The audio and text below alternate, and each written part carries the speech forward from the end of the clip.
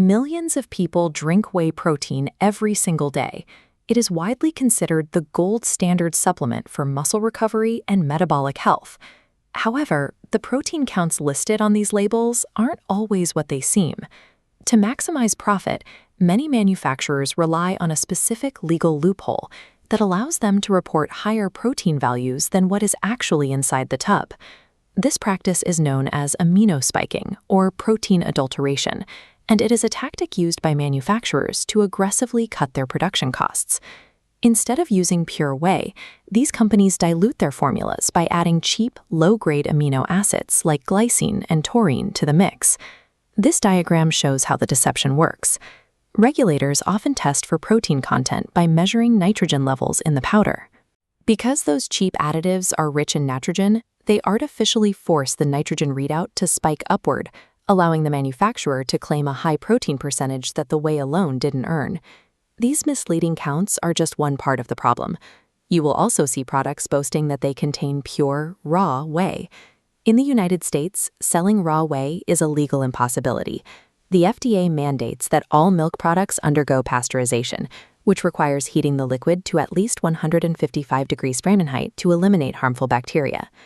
Because marketing claims on a label can be misleading, the only way to identify a quality supplement is to understand the industrial science of how pure whey is actually made. All whey protein begins as raw milk, collected at dedicated dairy farms and rushed in refrigerated tankers to processing facilities. Once the milk arrives, workers add enzymes like rennet to coagulate the liquid.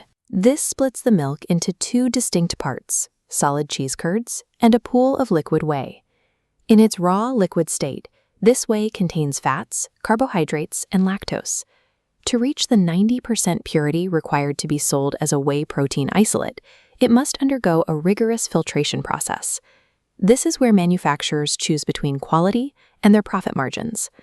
The most common low-cost method is a process called ion exchange filtration. In an ion exchange vat, manufacturers use synthetic resins and electrical charges to forcefully isolate the protein. This requires them to rapidly alter the pH of the solution, creating a shifting acidic and alkaline environment. These harsh chemical environments and wild pH fluctuations can physically damage the delicate molecular architecture of the whey, causing the proteins to denature.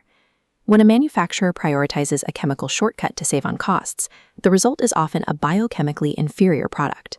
The alternative to ion exchange is cross-flow microfiltration, which is commonly marketed as cold-processed whey. This method is entirely chemical-free. Liquid whey passes through ceramic membranes with microscopic pores that let water and lactose slip through while retaining the larger protein structures.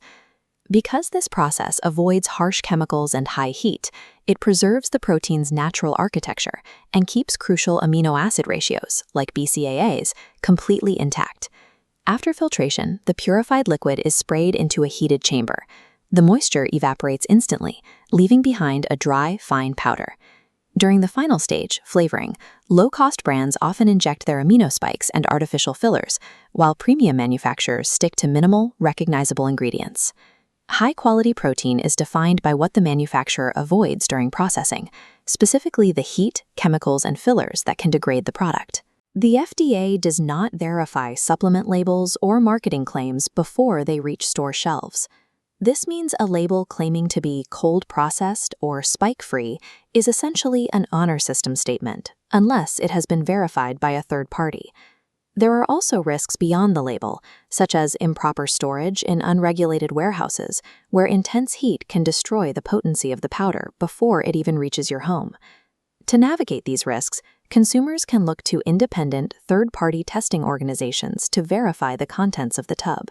There are two specific seals to look for on a label: the U.S. Pharmacopoeia, or USP verified mark, and the NSF certified for sport seal.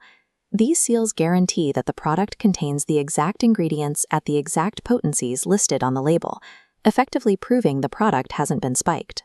They also confirm that the powder has been rigorously lab-tested to ensure it is free from harmful levels of heavy metals, microbes, and toxins. Finally, these organizations audit the manufacturing facility itself to confirm it follows clean, safe, and FDA-compliant good manufacturing practices. By understanding the science of how whey is filtered and demanding third-party verification, you can look past the marketing and ensure you are fueling your body with the quality you actually paid for.